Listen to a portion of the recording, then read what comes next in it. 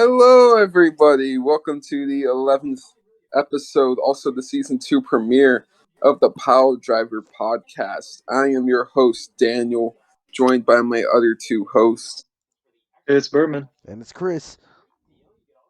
And yes, it's been a while since we've done one of these.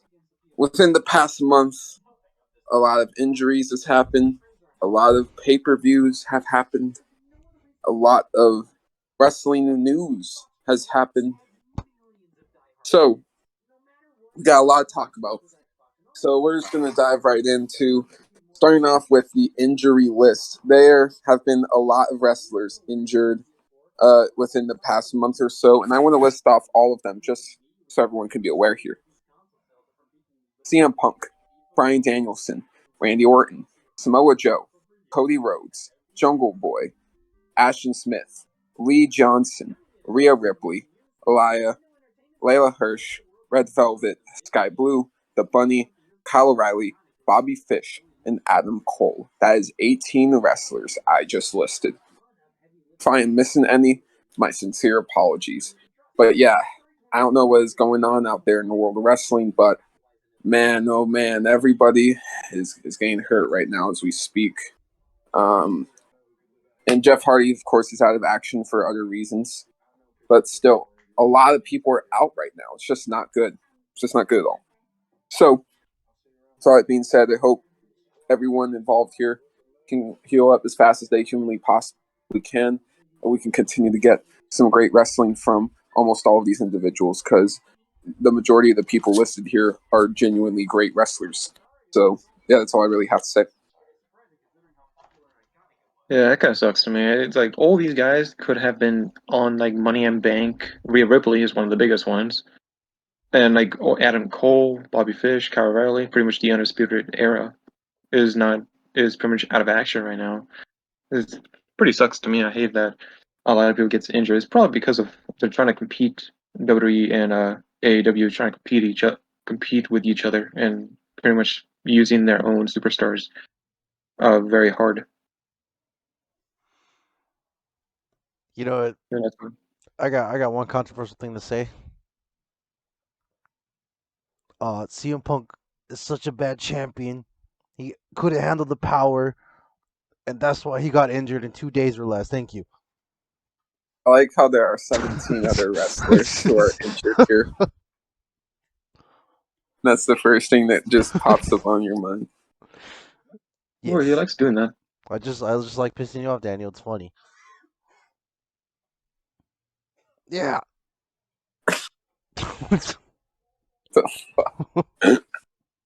Well, back to what you were saying, Berman. Nothing else to me, but let's go on. It's just that. That's all. All right, Chris, do you have anything sincere to say, or is that really it? No, just I hate seeing him getting hurt, especially Cody Rhodes, because he's carrying this company, and he came out Except like a for Cody badass. Rhodes boy. You shut your mouth, Mr. Roman No. Reigns. No, it's true. We're not going to start this, are we? No. Okay, all right. That's what I thought. But unfortunately, some of these guys I do like Samoa Joe. I mean, he always gets injured, so that's going to be expected no matter what. Am I right, fellas? Oh, that's fucked up. But mine entirely. And but for real, it sucks. But hey, it's all in the game. Right. It is all in the game. Well, so hope they all rest up. Now we move on to sincere question. And Chris, I know you like to be a troll, but just be genuine with this answer here. Berman, I know you'll genuinely answer this. So, do you guys believe that Roman's title reign is getting stale? Yes. It's just to me, it's getting sometimes boring. Sometimes he has good matches, but just to me, it's like there's no more he can do except Brock Lesnar, maybe fight against Cody Rhodes And or Randy Randy Orton. Yeah. So I it's get getting you. stale. I would love him just to lose against Brock Lesnar, I'm okay with that. I'm happy with that. Or lose in general to anyone better than him right now. And all right, Chris, your thoughts? I'm not sick of Roman because I'm blaming the WWE staff writers because they're having this problem where they obviously keep burying everybody for Roman. Like no matter who they throw at Roman Reigns, they're not gonna lose. And then before Vince, he thought of the greatest idea ever, guys. Let's do Roman versus Brock 3 more times because that's So, all we have in this company. so the other question I was going to get to ask you both was, how are we feeling about Roman versus Brock 8? This time, the first ever last man standing match the two are having. But it doesn't change the fact that this is their 8th one-on-one match within a 7-year span. How are That we is feeling about that? that is true. But actually, this sounds good for how many matches they had. First time they're doing a stipulation, like in a last man So standing you're in actually general. not you actually don't mind this match. I don't mind it. At least it's not a singles match. It's like a regular singles match. It's going to end up the exact same. But this as a stipulation is actually pretty good to me. It sounds interesting. It could be really hardcore. You remember what happens when what's it called? Brock Lesnar versus Randy Orton SummerSlam, I think. Wait, yeah, it was where he They kind of bloodied. switched it up, yeah, with Yeah, the so it could but be really good. yeah. With that match, I actually did like it. So this match could be really good, and I'll be interested to watch this one. I actually was curious about this match. So this is and you know what? Actually, before I say my shit, Chris, let's hear your opinion Listen, on this Roman versus Brock match. listen, man, I'm all for last man standing matches, but dude, I swear to God, if they don't try at least super hard in this match, because the last WrestleMania match was so mid, I don't even know what to think anymore. Because I'm so sick and tired of Brock and Roman. Like, if Roman's gonna fight somebody, give him somebody new. Like, for instance, it may be a joke, but that match of Riddle slapped super hard because it wasn't as predictable as any Brock Lesnar. And I don't understand how doing this feud over and over again if Roman's not gonna drop the belt. Like, what's the point? We all know he's gonna beat up Brock Lesnar. We don't need this. But I will watch this match. So I guess I'm part of the problem. You know, I see exactly what you mean. We're gonna watch this match no matter what we all say about it, and that's the unfortunate nature about WWE. It's a pretty much an abusive love, because WWE is what got all of us into wrestling in the first place. Am I right? Yeah. What about yourself, Brendan? How'd you get into wrestling? Was it with WWE or TNA Yep. or another No, company? WWE. I was with Undertaker for me. Yeah, so all of our origins really are with this company. So that's why it's so hard for people like me to really let this company go and not just go all in with companies like AEW, New Japan Pro Wrestling, and Ring of Honor, which, let's be real, I already kind of do, but not to the extent that I entirely could by cutting off WWE. So, but here's my deal though. I am not happy about this match. I am really not happy about this match because I am tired of not only these two being at the top, fighting for the title all the time, but I'm tired of them constantly finding a way to bury Roman with the audience. Like, for instance, watch the Evil documentary, or if you've even been a longtime fan like me, you'll know Roman has had to go through a lot of horrible writing. Fans booing him for years thanks to the company's horrible writing. And I'm seeing the company do it again. They're fucking over Roman Reigns again by not having a plan for him. And it sucks. It really sucks.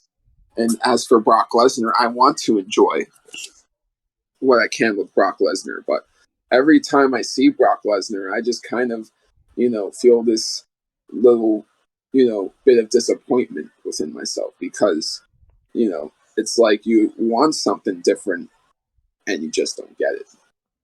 And here's the thing, this version of Brock Lesnar, I would like to see him interact with a Kevin Owens. I would like to see this new version of Brock Lesnar interact with Edge. I would like to see him interact with Cody Rhodes. There's a lot of things you could do with this version of Brock that could make me intrigued, but this isn't one of the ways to do it. And here's the other deal I'm going to say here. I love Roman Reigns, but if Brock loses again to Roman Reigns, then Brock Lesnar is by all means Roman Reigns' bitch.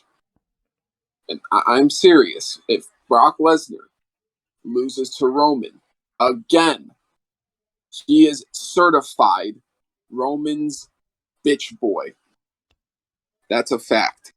So don't go through all of this trouble, this fucking year-long drama, just for him to get his ass kicked again. That is a waste of my goddamn time. And another waste of my goddamn time would actually seeing Brock hold the belt out of SummerSlam. So this is what you do. You have Roman and Brock fight for however long you have them fight for. Who fucking cares? You repeat history with Seth Rollins and have him cash in. And if you don't want to have Seth Rollins, switch things up with Sami Zayn or Riddle for all I care. I don't even know. But the point is that I don't want to see either Roman or Brock walk out of the stadium with that title anymore, because Roman is just, his title reign has hit that point of where it's done. It doesn't need to go all the way to Mania 39 for The Rock or for Cody Rhodes. I don't think it should. I think we've hit our breaking point here. And I love Roman Reigns. I really do. He is one of my favorite wrestlers today. But I just think we're just near that end for his reign, personally. So, yeah, the answer is 2 questions in one. So, now, John Cena, 20 years in WWE. I have a lot to say here. Now, 2002 was the year for WWE that was huge. It was a building block year. They had new faces appear on screen like Brock Lesnar, Rey Mysterio, John Cena, and Randy Orton. Now we're celebrating John Cena. But I just have to admit it. All right. I watched the promo. I watched what everyone said online. I get the consensus of John Cena, period. All right. And John Cena is a great. First, and the debate came up that John Cena is the greatest wrestler of all time. And here's the truth, okay? Do you all want to know why WWE promotes John Cena as the greatest of all time? They shove that shit down your throat over and over again. Do you all want to know the reason why? Well, here's why. John Cena's the one top guy who was there the longest. He never left to a WCW or an ECW like Hulk Hogan did, or Bret Hart.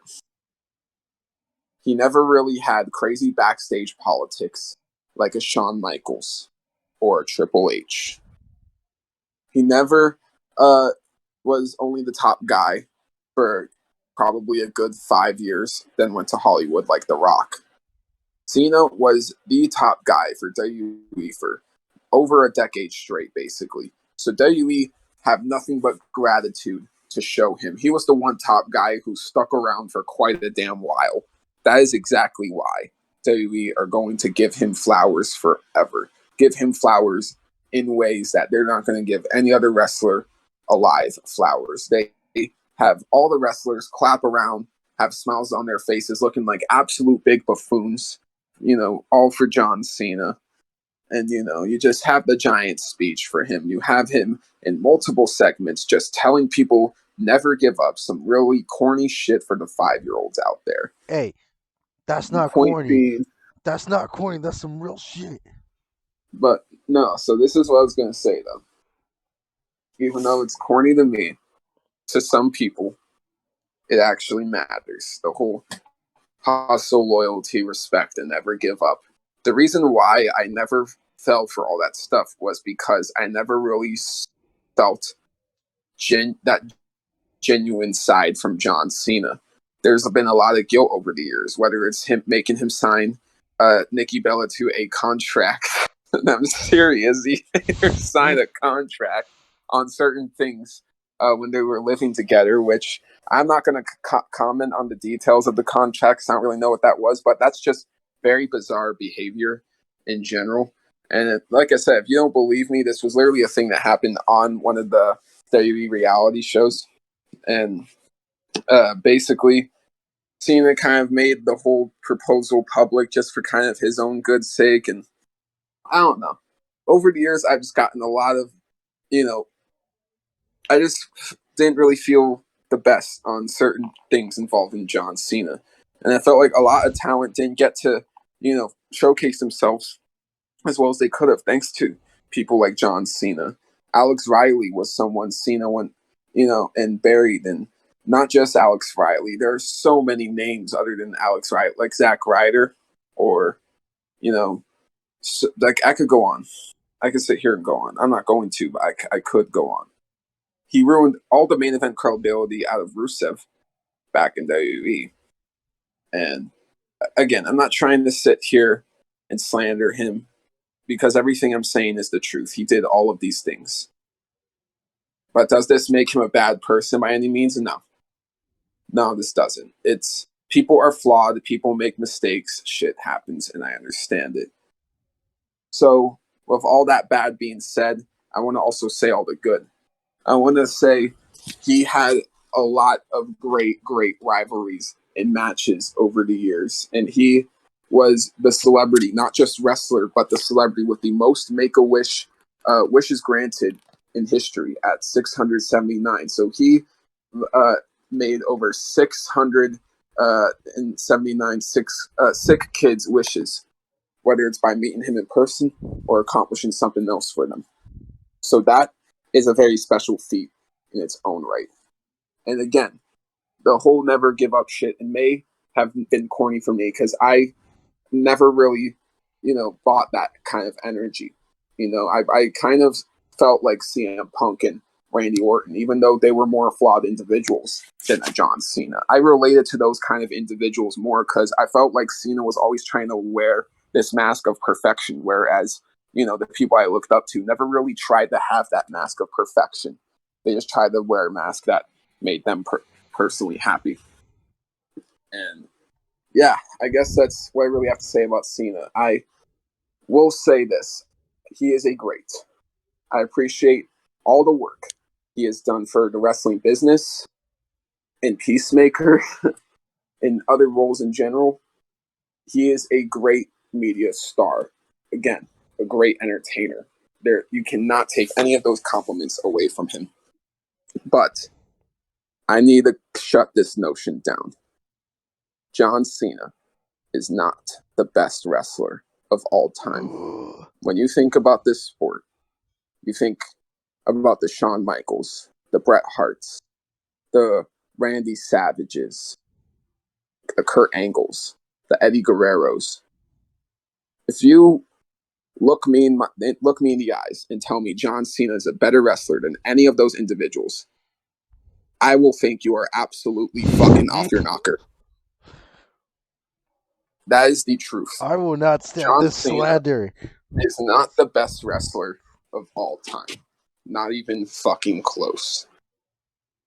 So, I will say it. Cena is a great, and I appreciate everything he's done. But that notion needs to be completely fucking killed.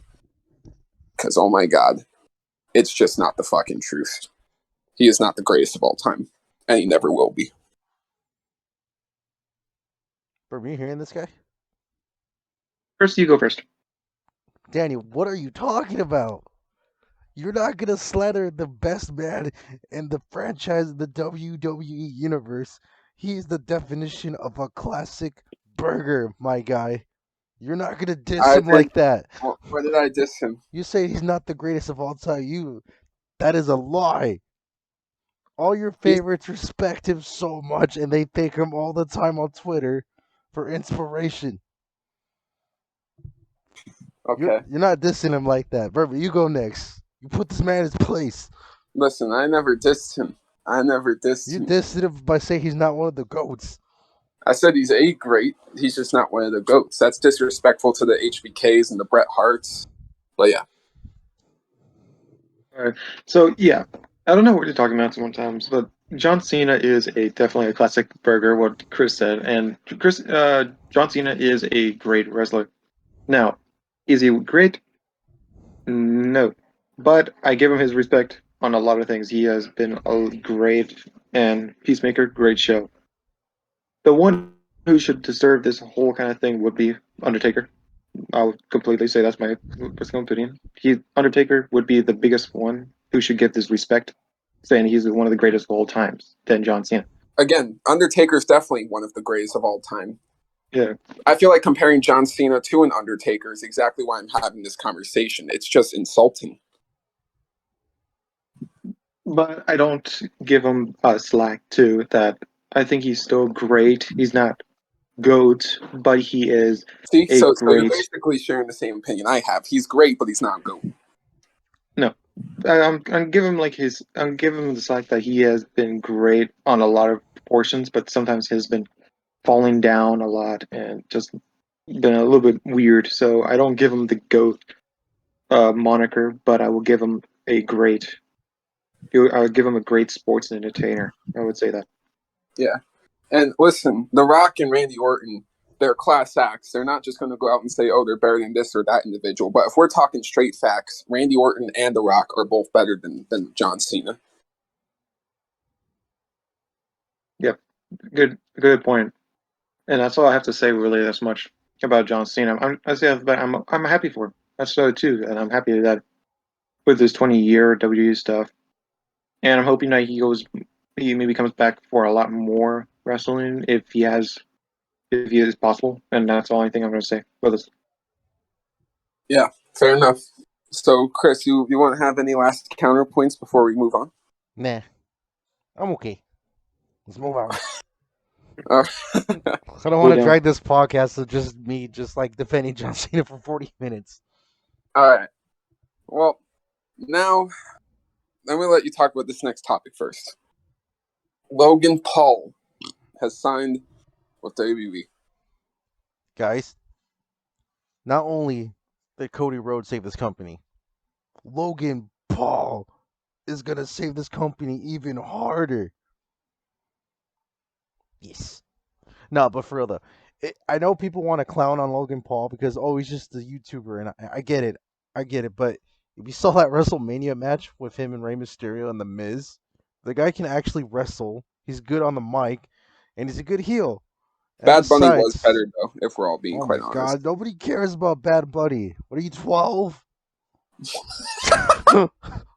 Now we're here for wrestler Logan Paul, right?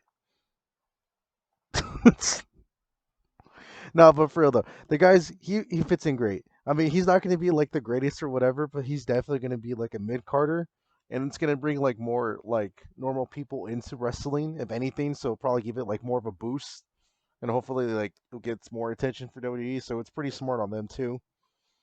And who knows, you might bring other YouTubers to this thing, as cringy as that sounds, but if they wrestle just as good as Logan, I'm all for it, dude. Bad Bunny has more fans than Logan Paul too. Yeah, 12-year-old girls. Hey, Ooh, get those 12-year-old girls money. no, Danny, don't do that. All right. Well, I think it's great for business. He had a very good match at WrestleMania. Not great. I had to correct myself. Very good match at WrestleMania. And I think Logan's going to kill it with whatever he does in the company. So that's that. Um, Now let's move on. Well, actually, Berman, any thoughts yourself, actually? I like this match. To me, I love seeing Logan Paul. I think he was great at WrestleMania. I was surprised because I don't think he was going to be like this type of really good wrestler. So I can't wait to see him more. Just imagine the possibilities with him in there. Just think Logan Paul versus Austin Theory. That's gonna be a great fun match to see. Maybe he win the United States champion. That'd be actually pretty cool to see him. Maybe as a States champion. That'd be interesting to see. But I think it'd be good for it, and I'm interested to see how he will fit into this. How he fit into this era. Yeah, you know what? That's fair. Now, I got a good question for you both. NXT UK in June 2022. I'll let Berman speak first. Was it good? Well, there's the downsides on everything right now. So first, the good sides. Great matches. I love a lot of Ilya Dragunov stuff. Then it goes down to the downsides of everything happening. Right now is NXT 2.0 characters coming into the UK brand, pretty much making it more like childish, and I just don't want that happening. It was good. I think it was good, but from June 23rd and the 30th that they recently put out, it went downhill fairly much, and I was angry. I was pretty angry for how they're doing this stuff, and I'm happy for Trent Seven. What happened that he betrayed Tyler Bate. I was waiting for that for a long time, and I think it was a great heel point. So, was it good? I would say yes. It was good. Not great. It was good. I would say that. All right, Chris. And as for me, I'm not too familiar with NXT aside like maybe the couple of reviews we did or whatever. But from what I saw, NXT UK is really really good. Sometimes, like it doesn't always smack, but when they have like those what was that stimulation map between Heritage the Cup. yeah, there we go. Like stuff like that was really made the thing unique. So I'll watch more UK, but I can't really say much because I don't go. I mean, I'll go out of my way to watch a couple episodes here and there, but you know, I'm not really caught up, to be quite honest. Fair enough. So honestly, I thought the month was good. I ain't watched the 30th yet, but I thought it was good. I like what they're doing right now with Tyler Bate and Trent Seven. There were definitely a few bangers from the month, especially the triple threat tag a few weeks ago for the belts involving Smith and Carter, who won the belts but accidentally. Not yeah, it was an accident, freak accident. Uh, that Ashton Smith got injured, and they had to relinquish the belts, unfortunately. And who won the belts today, Berman? Josh Briggs and his brother, whoever those the United States people. I would say. From the American NXT brand. So yeah, I don't know how I quite feel about that. If I'm being very honest. Yeah. Well, we'll say this: they put on some decent TV throughout the month. I don't know how some of these changes to NXT UK are currently going to adapt in the future, but will I say it was good? Sure, I'll say it was good. Not super confident good, but it was good. Now, next question. We had a lot of build into the Forbidden Door and Blood and Guts in the past month. And would you guys say were the shows good? And did the build pay off for some good shows? Yes, I all the shows leading up to Forbidden Door were great. Every match were has some great matches, had great promos. There were some downsides to some few things. Some promos were kind of sucky, and it's understandable. And all the injuries that happened in AEW, but I think it was great. I think they did a great job for AEW. All right, now Chris.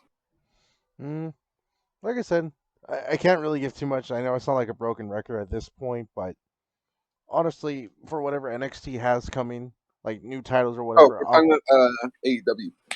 for which one? Oh, just for the past month in AEW, has it been good? It's been okay.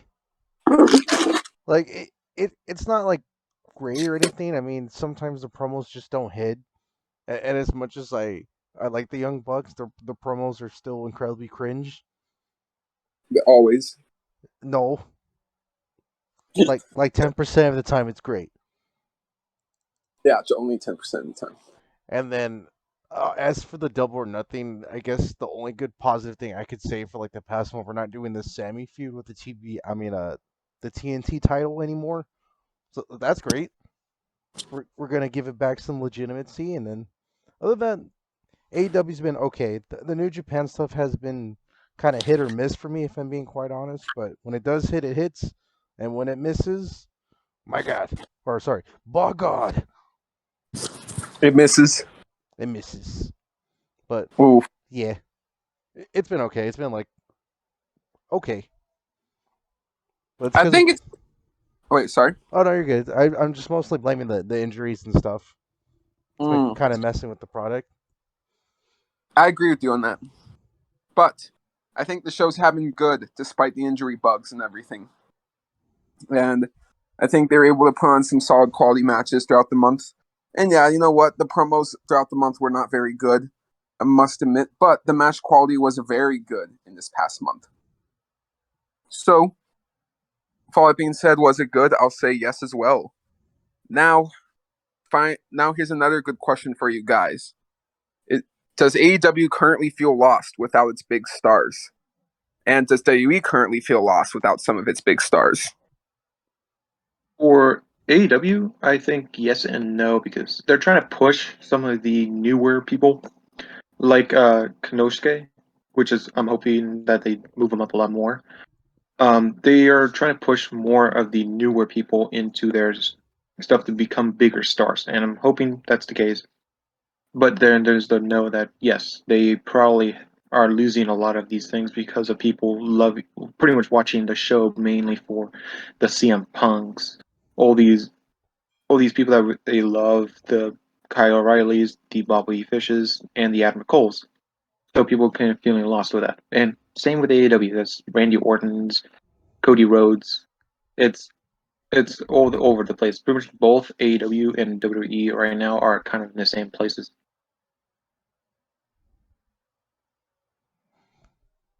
But yeah, it's good. As long as they push the newer stars, they wouldn't face this problem. But hopefully, when all the guys are fully healed and whatnot, AEW back on track. Yeah, I can agree with you both. I can't really add on much more to that question. Uh, I think it feels a little lost without some of the big stars, but I think it's regained itself now. So it's cool. Cool. So now let's begin the main event. Money in the Bank 2022 preview and predictions. 6-match card we got here. Every belt, or every match is for a belt or a briefcase. That's good at least. So every match has some stakes to it. At least that's a decent, good thing about the show. I will admit. But how are we feeling, guys? What do you guys think about the show? You guys hyped? Are you guys not? What's the deal? I'm not hyped. It's pretty much one of the the weakest cards in history of WWE right now, and mainly Money in the Bank. It's the weakest one. Honestly, Cody's not in this. I don't even want to watch this anymore. Cody fanboy. But no, for real. Uh, this this card belongs on an episode of SmackDown for how mid everything is, and the only good thing about this match is probably just that ladder match. Not That's wrong. it. That's literally it. I don't care about anything else. Yeah, I get where you're coming from, bro. Yeah, So man. let's begin. I think this show kind of looks like shit, but I'm still gonna watch it because we just like to torture ourselves. Like, it's human nature. It is what it is. So I will say this though. I hope it doesn't suck. WWE has had the recent trend of making horrible cards that turn out to be better than they're supposed to look. So maybe this will be the same thing. Maybe. Now we're gonna kick it off here. We're gonna predict in the way I think the card's gonna be ordered. We got the 2022 Women's Money in the Bank ladder match for a 1-year contract for a Raw or SmackDown Women's Championship match. We got the 7 participants: Lacey Evans, Alexa Bliss, Liv Morgan, Raquel Rodriguez, Asuka, Shotzi, Becky Lynch. All right. Now I'm going to narrow it down here. Um, Lacey Evans is just returning, so maybe she's a candidate. Alexa Bliss is always a likely winner. Uh, even though she's already won, there have been a lot of changes in her character in these past 4 years since she last won, so that makes her a candidate as well. I do not see Liv Morgan winning. That is my personal favorite to win, and I want Liv Morgan to win the most. But if we're talking realistically here, they're not going to give Liv Morgan that briefcase. They're just not. I don't see them doing it. That's not going to happen. So we got Becky Lynch, who's been on a bit of a losing streak recently. And honestly, I could very likely see them going in a certain direction, and you'll see where I'm going with this. I think since Lacey just returned and Alexa just returned, they're going to chill on those two for a minute. So I think since she hasn't won it yet, and they're going to use it to a continuous storyline, I think they're going to give the briefcase to Becky Lynch, who is ironically one of the two individuals on the poster this year for Money in the Bank. So yeah, I expect this to be a 4 out of 10. I don't think this will be a good ladder match. The women's ladder matches, no offense, usually do not have very good chemistry, unless if it's like maybe the 2019 one. But that's really all I could say. So I'm going to let these two talk it out here. I'll go first. That I probably am going to be picking between either Alexa Bliss and Liv Morgan. I really don't want to see any more of that of Becky Lynch. I give her dues. I do like her sometimes when she wrestles, but I just don't want to see more her as champion. And perfectly honest, so either Alexa Bliss or Liv Morgan. For me, Liv Morgan. So I'm gonna stick with Liv Morgan as my prediction for winning. I say probably same grade. Probably it's not gonna be that good a ladder match. So, and saying off the bat, if Becky Lynch wins this, I feel like she should do it at on the SmackDown Women's Champion Ronda Rousey for a nice rivalry that could start, because they had a rivalry a long time ago, not really finished. So I have a possibility that maybe she cashes in on Ronda Rousey if Becky Lynch ever wins that. That's my prediction. And I guess for my case, it probably. I mean, I would like Asuka to win, honestly, because she's probably one of my favorites for the SmackDown side for women's wrestlers. Because her whole personality screams, like, I'm here, or whatever. But if I'm going to go for the safe side, it's probably going to be Becky Lynch. And then again, for these ladder matches, I'll try to give it the benefit of the doubt, and maybe it'll be average. Because I don't think either can possibly screw up a ladder match, right? I mean, it's a ladder match. I mean, how bad could I it mean, if you possibly don't have be? the chemistry to do ladder spots and all that good stuff, then it could fail. But it's a ladder match, dude. Just look at the Scorpio Sky Sammy match. That match sucked. No. Yeah, so remember, people can screw up a ladder match, so just think of that. Yeah, look at Sammy Guevara, king of screwing up the ladder match. No. So, yeah. Okay. So 5. So you got Asuka. Yeah. Berman, you got Liv Morgan. Yes. I got Becky Lynch. So, next up, Ronda versus Natalia. Ronda Rousey retains. Average ass match. 5.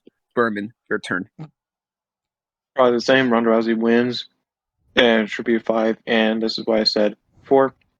That if Becky Lynch wins this, she should. I feel like she should cash in against Ronda Rousey. That's all. Damn, no faith in Natalia, guys? You don't think she can beat Ronda Rousey?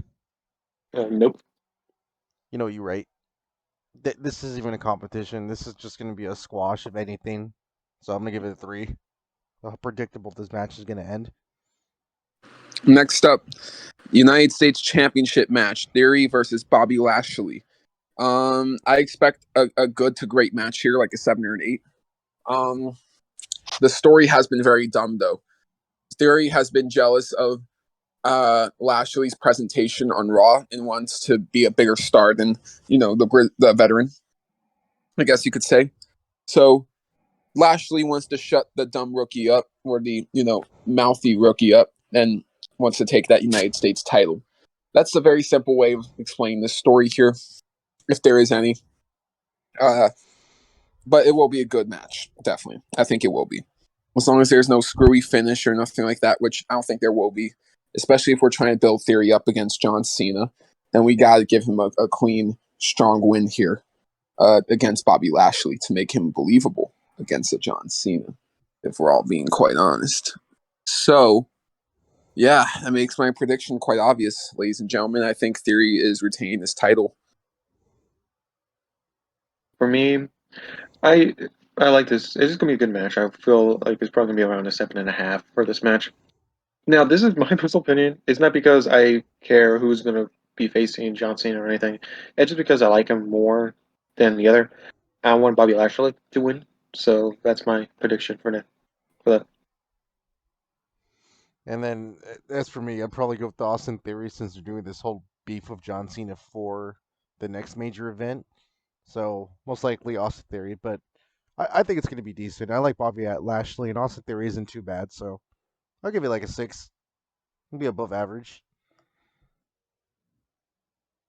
Okay, that's fair. So, next up, Bianca Belair versus Carmella for the Raw Women's Championship.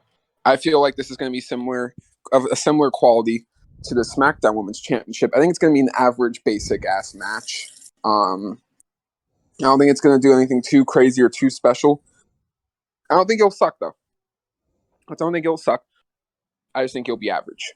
So, that being said, I think Bianca retains, right? But I think after the match, we get Becky Lynch cashing in on Bianca Belair, and we get one or two scenarios. Actually, only one scenario. Becky Lynch cashes in, wins the title, making her a 7-time women's champion. It would be the 5th time she's a Raw Women's Champion. And then that would lead into SummerSlam. One last time, Bianca versus Becky, the 1-year anniversary of when Bianca got squashed. So what are we going to do at SummerSlam? Squash Becky in less than 26 seconds. I'm being serious when I say that. I think she is going to get squashed at SummerSlam faster than Becky squashed Bianca because they're doing a long-term loser storyline with Becky, and it would make her look like a giant loser having a only 1 month title reign, losing on her first title defense in less than 26 seconds. So I think that's the story they're going to tell here. But yeah, Bianca retains, but with a twist, ladies and gentlemen. Keep it in mind. I'll probably go Bianca, same thing, and it should be a good match, not very average. And I'm still waiting for it because of Carmella's relationship with Corey Graves. I kind of feel like something could happen. I don't know when would happen. That maybe Corey Damn. Graves interferes with the match or somehow. I don't know how. No, but imagine though that if this was the match she interfered and Carmella became the new champion, that would suck. Hey, it will make sense, and maybe just Becky Lynch just cashes in and ruins the parade. It could sound Uh, work. then It people could work. probably wouldn't mind Becky as much at that point. Yeah, so it could just ruin the parade and everything. Just makes it more fun. But I'm definitely gonna go Bianca. But it sounds interesting if maybe Carmella pulls a trick with Corey Graves in there. And I'm okay with Becky Lynch cashes in, but I'm not really gonna be happy that much. But I would be happy when she gets squashed at SummerSlam. I see. Definitely has some Becky hate right there, but it's cool. Yeah, Chris, Mm, what do you think? I think it's also going to be a mid-ass match, and I don't believe Bianca Belair is going to lose her belt whatsoever. So for that reason alone, I don't feel like anything's at stake or anything. So like a Mm, 5. It's okay, just these kind of matches, bro. Like no matter if it's on a pay-per-view or like just regular wrestling, if I know what the obvious outcome is going to be, I don't find it entertaining. Like I just want to that's get over fair. with. That's fair. It seems definitely like a filler match for Bianca. Well, originally her plan was going to be Rhea Ripley, and Rhea was probably going to win here too. But oh well. It's an interesting fact that she fought against Carmella like 2 or 3 times before this, Yeah, she did. and that She was had a feud with her before. last summer for the SmackDown belt. Yeah, and interesting enough that this match was going to happen at SummerSlam before Becky Lynch interfered. Yep, exactly. That was Fun. weird too, just a like interesting crossover. Yeah, it is interesting. Now we get to the next match, which I expect to be a good to great match as well. The issue is we've seen it so many times, so it has lost some of the power that it could have. Usos, Street Profits, undisputed tag team titles. They even fought for the SmackDown tag titles at Extreme Rules last year. So this is another repeated match. So, with all that being said, though, it should be good. Should be fun. Usos are going to retain. I don't believe Street Profits are winning, but I would like to see a heel turn from Street Profits sometime after this. I do think their face run is getting a bit stale, and I think they could use some kind of heel turn eventually. So that's just my opinion. Yeah, I'll probably do the same thing because I think the Usos is going to retain those titles, and I would like to see them lose it maybe against another a good team, maybe Rising, an up and coming team right now. So I can't wait to see. So definitely Usos, and I would like to see that heel turn from the Profits. It'll be interesting, and I feel like this match will be good. Definitely for like a 7.5, maybe an 8, depending on how good they perform. And then I know Daniel's gonna make fun of me for this, but I'll give him the props. But just this one time, the Usos are a good tag team. That's all the compliments you're gonna get. But this match, as predictable as it's gonna be, at least the Usos will make it entertaining. Just this once, because I don't know why. If it's just me or not, I just don't like the Street Profits. If I'm being quite honest here, guys, I never liked them. I think they're extremely cringe, and I want the Usos to actually fight someone that's like on their level, but they I don't have think anyone like that that I I know think of. I'm sorry to interrupt, Are you good? but I think they are kind of cringe in some aspects because of the whole WEPG thing. Like they got the gimmick to appeal to the audience, the kids. It's clearly a gimmick meant for younger audiences than us, obviously, right? So my whole point being though is I feel like we could cut some of that cheesiness out if we kind of turn them into heels. And if they don't want to turn them into heels, I feel like maybe what The Rock had to do, kind of find his heel slash anti-hero kind of aspects for his character for it to really be one of the greatest characters in wrestling history. I feel like these guys have to kind of, dig and find that extra exterior sides for those characters. So I think they're just only really cringy to you because of the way they are presented. But I guarantee you, when it comes to it, they know how to perform. They know how to get on a microphone. They know how to talk their shit. And I don't think they're cringe that much. I just think it's the presentation of them. And think about it like this: all their promos are scripted in WWE. Besides maybe like Roman Reigns, John Cena, Cody Rhodes. That's about it. Seth Rollins, Edge, those guys really. That's really it though. So yeah, at the end of the day, I do think a heel turn would help them out though. That's really all I can say. Yeah. All right. Same thing to say. Nothing else, Chief. Well, all right then. Now, are you guys ready to talk about this main event? Yeah. In 2022, men's Money in the Bank ladder match. It is between who? Who? Seth Rollins, Riddle, Sami Zayn, Omos, let me see, Drew McIntyre, Sheamus, and the last spot is to be determined, but it is most likely going to be Kevin Owens. So, with those 7 in mind, the candidates obviously are Rollins, Riddle, Owens, and Sammy. Sammy would be very fun, but they don't have the balls to do that, let's be honest. Owens would be a great Mr. Money in the Bank, but I don't think Owens is going to get it this year. They're not going to give it to Omos. I hate that he's even in this match, but let's pray they don't give it to Omos. They're not going to, most likely. Let's be fair. McIntyre and Sheamus. I don't think either of them are going to win, which is why they're both kind of waste of slots, in my personal opinion. Sorry to say it, but they'll make the match enjoyable for what it's worth with their involvement, I believe. Riddle will probably be the guy doing some of the craziest shit in the match, I can imagine, along with Sammy and Kevin and Seth. So, yeah, I think Seth is going to indeed repeat history, though, as it's been advertised a lot on WWE programming. And I think Rollins will kind of be involved with the build for Reigns and Brock heading into SummerSlam. So, yeah, as the poster promotes Rollins and Becky, I think they're going to be the Money in the Bank winners, respectively. And, yeah, interesting enough, they both won the Royal Rumble in the same year, too. Both won the 2019 Rumble. So this would be kind of convenient. Yeah, I think they're going to do it. Rollins is going to win Money in the Bank here.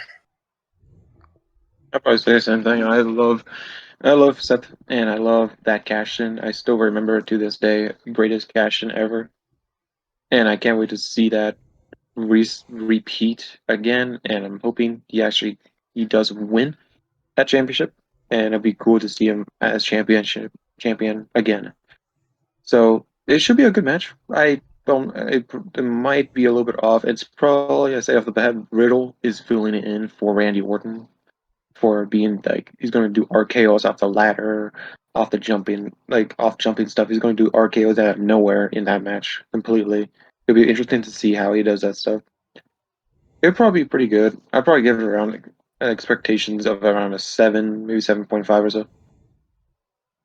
Yeah, that's fair. For me, I'm going to say a 6.5 or a 7. And then I guess to give it a 7. I mean, this is gonna probably be like the best match out of this whole programming, if I'm being quite honest. And I expect Seth Rollins to win. And for the mystery opponent, like you said, it's probably gonna be Kevin Owens, unless they like do a 180 and they bring in John Cena, but I highly doubt it. But you never know. If they were to bring in John Cena, they probably would have done it on Monday.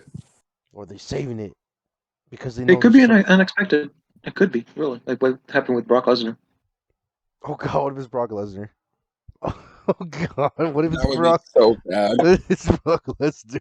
He's doing the thing again, running down the ramp.